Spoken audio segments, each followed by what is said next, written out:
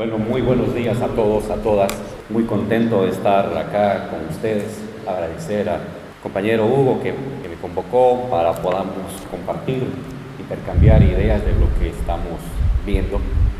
Agradecer la presencia del querido amigo ministro y de varias de las personas que nos conocemos y que nos recibieron cuando llegamos acá en el exilio.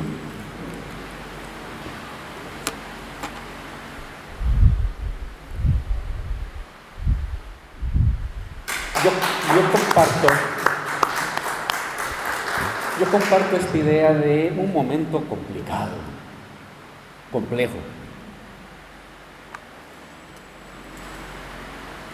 Es un momento complejo. No es común a los momentos que hemos vivido anteriormente, por varios motivos. El primer motivo es que es un tiempo en que las viejas certidumbres dominantes del mundo, libre mercado, globalización, privatización, desregulación, desindicalización, no han desaparecido, comienzan a resquebrajarse, se muestran cansadas y en algunos casos a contramarcha. América Latina se adelantó a eso. América Latina inicia el siglo XXI planteando una modalidad distinta de organizar la economía, el Estado y la sociedad. Protagonismo del Estado, redistribución de la riqueza, superación de la pobreza de las personas, apoyo al mundo laboral, resindicalización. Lo plantea América Latina durante una década y luego ese debate llega más allá del océano, llega a Europa con problemas, pero llega a Estados Unidos. Y el día de hoy tenemos cosas que los latinoamericanos discutíamos a principios del siglo XXI, con el presidente Kirchner, con el presidente Lula, con el presidente Correa, con el presidente Evo, con la misma presidenta Bachelet, a su modo, el presidente de Uruguay, Pepe. Esos temas ahora se debaten en Estados Unidos, lo debaten en Inglaterra, lo debaten en el Fondo Monetario. Más presencia, menos presencia del Estado. Globalización sí, pero globalización limitada, contenida, porque ha generado demasiada desigualdad. Inglaterra se separa de la Unión Europea. Trump plantea América primero, luego viene Biden y dice compre americano, intenta restablecer un estado de bienestar inyectando dinero para que haya atención a los niños, para que haya atención a las personas en condiciones desfavorables, y todo eso acelerado de esta como licuadora de creencias que ha significado la pandemia. Por una parte tenemos que ese optimismo histórico del cual gozaba un neoliberalismo en el mundo hasta fines de los años 90 del siglo pasado,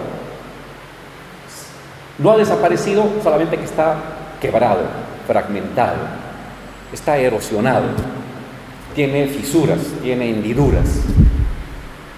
Sigue la globalización y sigue los procesos de privatización, pero ya no como optimismo histórico, ya no como horizonte de época, sino casi como la permanencia de algo cansado, de algo que comienza a envejecer. Eso es por un lado. El ambiente de la época es un ambiente cansado. Se ha perdido el optimismo en cuanto al futuro de la historia en el mundo. Y por otra parte, localmente, todavía no planetariamente, localmente, con experiencias, ha emergido una contrapropuesta que viene de lo popular. Y América Latina ha sido un ejemplo de esta contrapropuesta. exitosa. Cuando uno hace el balance de los gobiernos progresistas, ¿qué ha significado? 70 millones de latinoamericanos que han salido de la pobreza. Es una cifra, 70 con 6 ceros. Pero eso significa que la persona que vive al frente, la persona que vive en La Matanza, la persona que vive en Tucumán, la persona que vive en Ushuaia, hoy puede llevar, o podía llevar, 2 veces alimento a su familia. Antes una sola vez. Antes tenía que sacar al niño o a la niña de la clase para hacerlo trabajar, ayudando en la familia, y ahora lo puede mandar al colegio. Es una revolución de la vida cotidiana. Y eso es un resumen del progresismo. Lo hicimos. Y seguramente en otros ámbitos, algunos nacionalizaron, otros recuperaron empresas, ampliaron derechos laborales, se recuperó la dignificación de los sectores populares anteriormente marginalizados del debate público, que no eran tomados en cuenta, porque solamente había espacio para los emprendedores, pero no para los laburantes. Una resignificación del laburante como persona de dignidad, como persona que contribuye al país. En el caso de mi país, el movimiento indígena, indígenas gobernando, indígenas convertidos en ministros, presidentes, cancilleres, diputados, concejales, cuando antes solamente eran albañiles o productores agrarios. Es una revolución. Sin embargo, y por eso la complejidad del tiempo, este primer tomo, como dice el ministro, del proceso del movimiento progresista, cumplió una meta.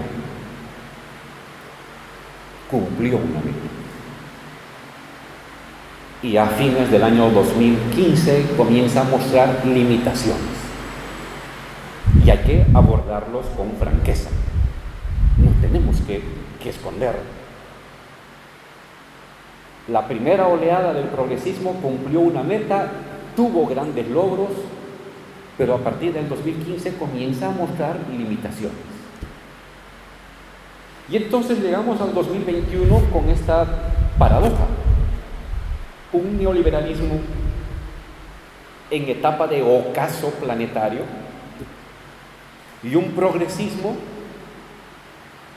en su primera etapa, en su primera fase, en su primera oleada, con metas cumplidas, pero con estupor frente al porvenir.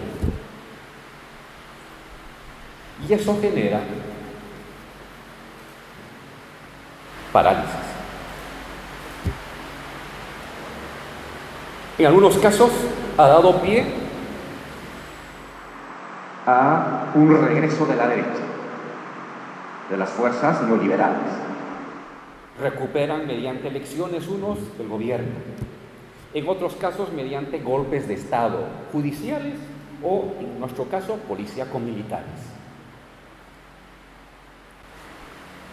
Y entonces el ambiente se comienza a enrarecer. Regresa a la derecha a partir del 2015, pero no regresa ya enarbolando un horizonte de época. Lo que hace es recalentar lo que habíamos conocido. ¿Recalienta qué? Libre mercado, privatizaciones, desregulación, lo recalienta. Es una comida rancia, es una comida guardada. Un mes tiene hongos y le echan más pimienta, más comino para hacer perder el sabor rancio, pero está podrida. No aparece la derecha cabalgando un futuro, aparece una derecha melancólica, recalentando lo pasado. Es un regreso a lo viejo, a lo caducado, pero regresa y gana elecciones, hace golpes judiciales o hace golpes de Estado violentos. Y cuando llega al gobierno, pues cumple ese recalentado. Pero es un recalentado que ya en el mundo entero está entrando en ocaso. Y por eso su regreso es también temporal. Es un regreso temporal, porque no te plantea un horizonte de época, sino una melancolía a sus viejos tiempos de exclusión y de gloria neoliberal de los años 90 que ya no existen, que ya no se dan, porque en el mundo también están debatiendo cómo recortar las cadenas de valor, cómo potenciar mercado interno, cómo hacer un microestado de bienestar con algún tipo de inyección de dinero en un lugar y en otro, y un repotenciamiento del Estado. Y entonces el regreso de la derecha es corto. Al cabo de 5 años, al cabo de 4 años o al cabo de 1 año, nuevamente las fuerzas populares recuperan el gobierno. Pero esta recuperación del gobierno tampoco es un horizonte de época. Eso es lo grave, lo complicado. Ni la derecha tiene un horizonte de época, ni el progresismo tiene un horizonte de época hoy. Lo tuvo en la primera fase, hoy no. Y entonces el tiempo está congelado. La calidad del tiempo histórico y social es un tiempo detenido. ¿Por qué está detenido? Porque no hay futuro. Hay movimiento del tiempo imaginado de las personas, del ama de casa, del joven que va a la universidad, del trabajador, cuando uno puede imaginar una concatenación de hechos imaginados hacia el futuro. Pero cuando no podemos concatenar una serie de acontecimientos hacia el futuro, no hay futuro. Y entonces el tiempo se congela y es la angustia del presente. Una angustia alargada de un presente que no se sabe hacia dónde va. Y es la experiencia, es una experiencia colectiva. La derecha, frente a eso, lo que hace es encostrarse más, endurecerse más y enfurecerse más. Lo que ha pasado en Bolivia no es una excepcionalidad, es la posibilidad de un destino compartido. Es decir, la democracia como estorbo. No puedo preservar los privilegios de mis roscas empresariales y de mis grupos de élite y de mis CEOs, como llaman. Pues si la democracia limita esas posibilidades, paso por encima de la democracia. Y si se me ponen al frente sindicalistas o campesinos o indígenas, pues paso por encima de ellos. Son terroristas. Son bestias, como nos han dicho a nosotros en Bolivia. O como dicen en Europa, los nuevos comunistas. El populismo ahora es el nuevo comunismo. El progresismo ahora es el nuevo comunismo. El indianismo es ahora el nuevo comunismo. En esta derecha cavernaria. Es una derecha cavernaria que ha disociado en su práctica libre mercado de democracia. Hasta los años 2000 venían juntos. Había un consenso de élites. No había riesgo que en democracia entre un extraño, un populista. Cuando a partir del año 2000 divergen las maneras de enfrentar el porvenir a corto plazo, la derecha dice, oye, la democracia abre la puerta a los populismos, es decir, a los progresismos, es decir, a los nuevos enemigos de la civilización del siglo XXI, para ellos. Y entonces cada vez más se sienten tentados a tomar la democracia ellos como un instrumento accesorio. Se acusaba a la izquierda de decir que la democracia era meramente un instrumento para pasar al socialismo. Y en verdad la izquierda fue profunda y obstinadamente democrática y debe seguir siéndolo. Pero ellos no. Ellos no son profunda y obstinadamente democráticos. Han sido cuando había consenso de élites y no se ponía en riesgo el libre mercado. Hoy, cuando esté en riesgo el libre mercado, la democracia puede ser prescindible. Lo ha dicho Vargas Llosa, que dijo, el problema de la democracia no es la libertad de votar, sino que se vote bien. Es decir, que si votas mal, No debes tener el derecho por votar mal, es decir, un regreso a la democracia censitaria. Y lo dice uno de los representantes más esclarecidos o más letrados de una derecha liberal. En el liberalismo hay una separación entre libre mercado y democracia. En Bolivia lo hicieron. Un demócrata de centro aplaudiendo cuando un general le coloca la banda presidencial a una impostora, mirando hacia otro lado cuando se está matando indígenas,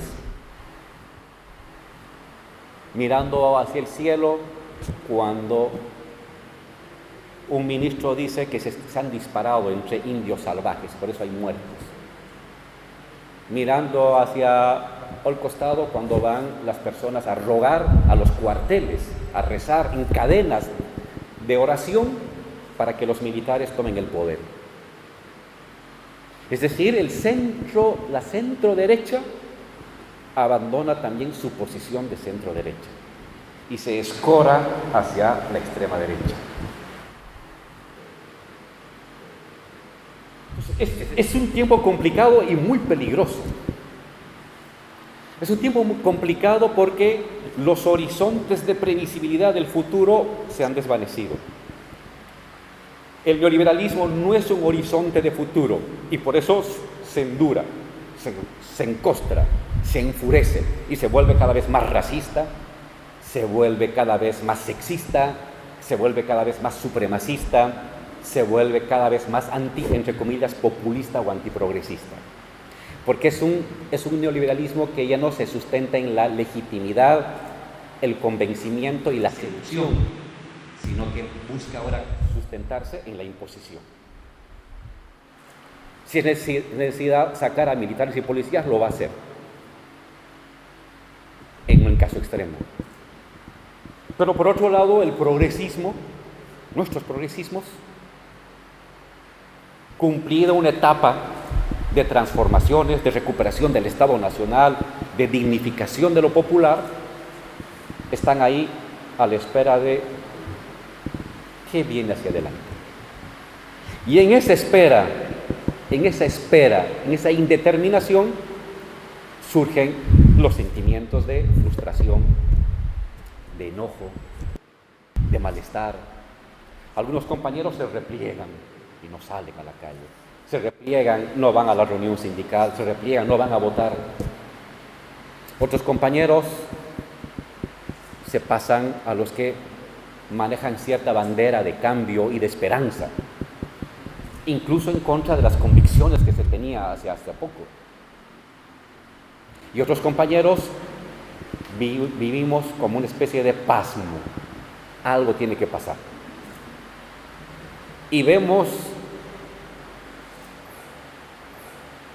el precipicio cerca. El riesgo de una derecha embravecida que no va a perdonar, porque está en sus últimas de legitimidad histórica.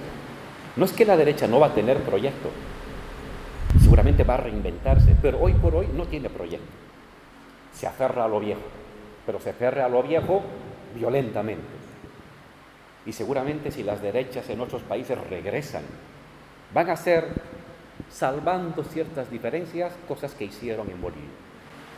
En un año en Bolivia, no solamente mataron a 37 personas, encarcelaron a 1.200. ¿Quiénes? Líderes, dirigentes de una federación campesina, de una federación sindical, militantes, exministros, 1.200. 500 personas para Bolivia, perseguidas y sometidas a investigación de la IUF, esto es la investigación de fortunas, incluida una niña de 3 años, mi hija, una niña de 3 años sometida a la investigación de fortunas a nivel planetario. Eso es la derecha. Que nadie piense que viene una derecha culta, que viene una derecha amigable, que viene una derecha plural, que se va a sentar con todos. No es esa la derecha que viene. La derecha que viene es una derecha dura. Son los que buscan defender privilegios perdidos. La nostalgia de viejos privilegios perdidos. ¿Ante quiénes? Ante los que somos o el demonio, o los salvajes, o los nuevos comunistas. Y entonces está ahí el precipicio. Y algunos estamos ahí paralizados. Esta es la complejidad de la época.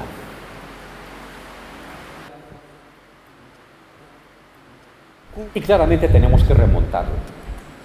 Es un tema de dignidad, es un tema de sobrevivencia colectiva, comunitaria, sindical, cultural.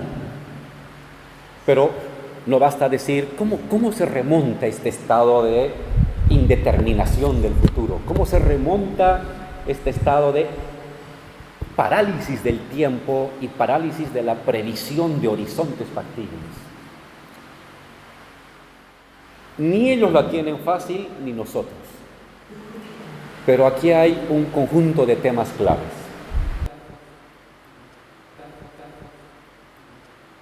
El progresismo no puede abandonar las banderas de la esperanza. Porque la política en el fondo es el monopolio y la conducción de la esperanza de una sociedad. Cuando un proyecto progresista le entrega a la oposición la esperanza, estamos liquidados. Porque la gente se mueve por esperanzas. Quizás no cumplidas pronto, pero esperanza. La gente, ninguna persona puede tener una estabilidad emotiva de su vida si no imagina una previsibilidad a mediano plazo. ¿Dónde voy a vivir? ¿Dónde va a estudiar mi hija? ¿Podrá llegar a la universidad? Un mínimo de esperanza. Quizás no se cumpla eso, o quizás se postergue, pero si yo no logro trazar con una flecha de luz hacia el futuro, otro lo va a hacer, porque somos personas de esperanzas. El ser humano es una persona de esperanza, necesita inventarse esperanza. Y si el progresismo no tiene esa capacidad de inventar, de producir, de generar una esperanza hacia el futuro, lo va a hacer la derecha. ¿Será una esperanza fundada en el odio? Sí, pero es esperanza. ¿Va a ser una esperanza fundada en la revancha? Sí, pero es esperanza. Una esperanza donde el enemigo es el extranjero, el sindicalista, el joven, la mujer con derechos. Sí, es una esperanza. Y de ahí surgen estos discursos retrógradas, ¿no? La mujer a la casa, restablecer el orden, los indios a sus comunidades, los extranjeros a sus países. Es una manera de construir horizonte de futuro. Retrógrado, racista, anti-derechos de las mujeres, sí, pero es un horizonte. Y frente a eso nosotros no podemos tener el pasmo. Tenemos que reconstruir esperanza. ¿Este es un acto meramente gubernamental? No. Es un acto colectivo. Porque la esperanza con la que se inició el progresismo primero se construyó en las calles. Y de las calles llegó al gobierno. Y el gobierno potenció y lo convirtió en políticas públicas y nos dio una década. La década ganada de nuestras historias latinoamericanas. Pero entonces, no es algo que nosotros debemos esperar meramente de la acción del Ejecutivo, que tiene un papel muy importante, ciertamente, por eso es Ejecutivo, sino que también está en nosotros, en lo que hicimos, está en el mundo sindical, está en el mundo barrial, está en el mundo universitario, está en el mundo comunicacional, en esa antigua batalla en la que recuperamos. ¿Cómo recuperamos el gobierno cuando lo perdimos? en esa batalla de la sociedad. ¿Cómo tuvimos el gobierno antes del 2003, del 2002, del 2005? En las victorias de la batalla cultural. Y uno piensa, bueno, ya la hice, con eso me durará de por vida. No, porque el futuro del progresismo, todo establece de que el progresismo no puede ganar elecciones. Por definición no puede ganar elecciones. No tiene dinero, no tiene medios de comunicación, no tiene empresas, no tiene sentido común de su lado. El progresismo siempre es una excepcionalidad histórica, fruto de circunstancias muy diversas y de convergencias de muchos esfuerzos. Pues hay que reconstruir la excepcionalidad. No basta que en un momento seamos excepcionalidad y eso no nos da el pase para un futuro indeterminado. La excepcionalidad es hoy, mañana quién sabe. Entonces hay que construir la excepcionalidad de mañana. Y el siguiente mes construir la excepcionalidad de la siguiente semana. Y el siguiente año lo mismo. Y eso pasa necesariamente por varias cosas. Una cohesión de nuestros líderes. Es muy importante la cohesión de nuestros líderes. Un liderazgo cohesionado te devuelve, no la esperanza, pero sí la confianza de que estás apostando a algo en la cual vamos a arriesgarnos todos juntos y no arriesgándonos a medias. Un liderazgo unificado le da a las personas que hay un punto de convergencia compartido. En segundo lugar, el segundo tomo que llama el ministro, el compañero Dayana. ¿Qué es el segundo tomo? Yo le pongo otro nombre. Las reformas progresistas de segunda generación. En el caso de Bolivia, el neoliberalismo tuvo dos etapas. La primera etapa del ajuste, la segunda etapa de las privatizaciones. El primer ajuste les dio 10 años y el segundo otros 10 años. ¿El ajuste qué fue? Reducción de salarios, apertura de libre mercado, desindicalización, cierre de empresas públicas, desregulación, contención de la inflación. 10 años. Luego vino las reformas de segunda generación. ¿En qué consistía? Privatizar. Entregar las líneas aéreas a los privados, entregar petróleo a los privados, entregar electricidad a los privados, entregar la electricidad, entregar el agua a los privados. Y eso les dio 10 años. Nosotros hemos tenido nuestras reformas de primera generación. El progresismo de los años 2005 al 15 es la primera, estuvo fundado en reformas de primera generación, el primer tomo. ¿Cuál es nuestro segundo tomo? Nuestras reformas de segunda generación. Yo no tengo la receta. Y no es un tema de hacer ahorita, nacionalizaremos esto. No se construye así, porque en América Latina las reformas que se hicieron en el año 2000, 2003 o 2005 vinieron de la sociedad hacia el Estado.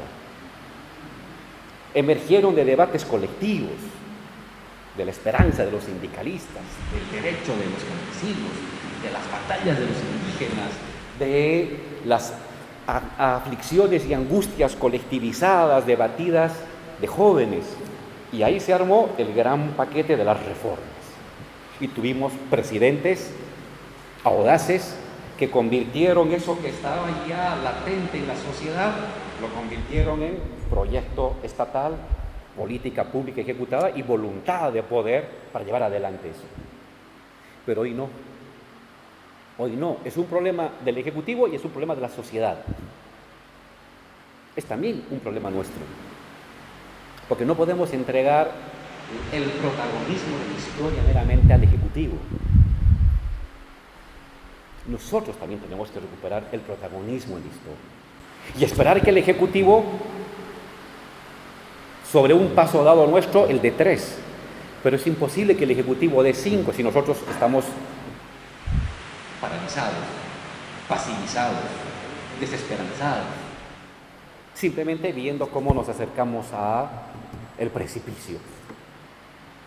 El pavor no es, ni la desazón, ni la desesperanza es un buen consejero en la construcción de horizonte. Entonces necesitamos reconstruir la agenda de las reformas de segunda generación del progresismo, que nos dé otra década y media, nuevamente desde el debate, nuevamente desde las calles, nuevamente desde el encuentro social, y tomar el riesgo de lo que viene como una exigencia a juntarnos, no como un fantasma que nos paraliza y nos lleva a la frustración. La frustración no es la manera de enfrentar esto, porque van a pasar por encima de nuestra frustración ellos, y van a bailar encima de nuestra frustración, y la van a triturar. Necesitamos nosotros que el miedo y el riesgo. Bolivia ha sido un ejemplo extremo de lo que ellos significan. Bolivia es un ejemplo extremo de lo que ellos significan. ¿Qué hicieron en Bolivia? Cerraron empresas públicas. Metieron a los gerentes de las empresas privadas a las empresas públicas para sacar todo lo que pudieran. Metieron a terratenientes como ministros para otorgarse tierras públicas de manera expedita, en 2 meses. Miles de hectáreas, cientos de miles de hectáreas. Paralizaron todas las obras públicas, cancelaron el pago de bonos y de derechos sociales de las personas, asaltaron el Estado, literalmente asaltaron el Estado, sin pudor, porque tenían policías y militares por atrás, que a quien protestaba, ese es terrorista, ese es salvaje, ese es un guerrillero de la FARC adentro. Bolivia es un caso extremo de lo que ellos ofrecen. Pero eso es lo que ofrecen. Y entonces, en este momento complicado, tenemos que salir por delante. No es fácil para ninguna sociedad. En el mundo entero mismo estamos viviendo este estado de estupor colectivo sin horizonte. Y entender que si no logramos horizontes de muy largo plazo, por lo menos horizontes de mediano plazo. Y por eso creo que este va a ser un tiempo en América Latina y en el mundo donde vamos a avanzar y retroceder. Se va a ganar, se va a perder, se va a volver a ganar, se va a volver a perder en muy corto plazo, en muy corto tiempo. Porque ni ellos tienen una propuesta estratégica de 40 años, ni nosotros la tenemos. Ganará el que puede tener un horizonte de 5 años. Y si no amplía eso, perderá y otra vez regresará a la derecha. Y como la derecha no tiene un horizonte de 40 años, va a perder necesariamente, pero habiendo devastado la sociedad, habiendo devastado el Estado. Porque ellos sí devastan. Son capaces de endeudar hasta el cielo y de endeudar las siguientes generaciones de 50 años por delante. No se preocupan ellos. Lo han hecho, lo pueden volver a hacer. Tiempo complejo de victorias cortas y de derrotas cortas, pero cada derrota corta que no sea una ilusión de que va a ser corta y la vamos a pasar, no, porque en esa derrota corta nos van a dejar sin mundo. Es como el apocalipsis, y levantarse de ese apocalipsis va a ser lo que vas a durar los siguientes 5 años de tu gestión, o 4, para que otra vez vuelvan ellos a hundirte en el apocalipsis. Es un tiempo mundial complejo, sin perspectiva de largo plazo. ¿Cuánto puede durar eso? Un par de décadas. Quizás más, quizás un poco menos. No es algo que se va a resolver mañana, pasado. Es un tiempo liminal, un pórtico. Sabemos lo que hay atrás, pero nadie sabe lo que viene adelante. Es oscuridad lo que viene adelante. Y hay que alumbrar con el celular, con la vela, con el fósforo, trechos cortos, hasta que algún momento, del lado de ellos o del lado nuestro, se establezca los horizontes de largo plazo. ¿A qué llamo horizonte de largo plazo? El estado de bienestar fue un horizonte de largo plazo que emerge de la guerra mundial, de la Segunda Guerra Mundial, en el mundo, como estado de bienestar, y nosotros como nacional popular o como gobiernos de sustitución de importaciones. Segundo gran horizonte de época, el neoliberalismo. El primero dura de los años 40, 50 hasta los años 70, 80. El segundo dura desde los 80 hasta el 2000, 2010 en el mundo. Y hoy estamos otra vez en el interregno. Y va a emerger. La humanidad no puede vivir en la angustia de qué será el futuro. Somos seres de creencias, los seres humanos. Tenemos que inventarnos una creencia. Para un lado o para otro, pero vivimos de creencias.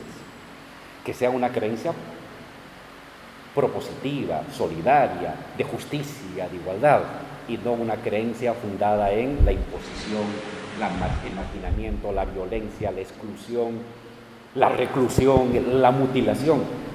Pero esa también puede convertirse en creencia. Pero calculo que eso no lo vamos a poder hacer en una década. Nos va a tocar una década y media muy conflictivas, de avances y retrocesos,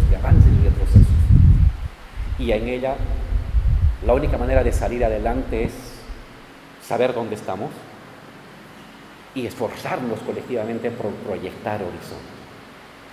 No podemos entregarle la esperanza de futuro a la derecha. No pueden ellos abanderar la bandera del cambio. Es nuestra bandera. Nosotros somos los del cambio. La gente humilde, la gente trabajadora, el laburante, el joven, son el cambio. Pero esa bandera no las están ellas jalando. Y tenemos que recuperar. Plantearnos algo al 2027. Algo. Una propuesta. En el caso de Bolivia, pongo el ejemplo de Bolivia. Agenda 2025. Vamos a llegar al bicentenario de la Fundación de Bolivia, Agenda 2025. ¿Cómo vamos a llegar? Con una producción de 100.000 millones de dólares, habiendo industrializado esto, habiendo reducido la pobreza del 22 al 12, habiendo reducido la extrema pobreza del 12 al 2. Un horizonte.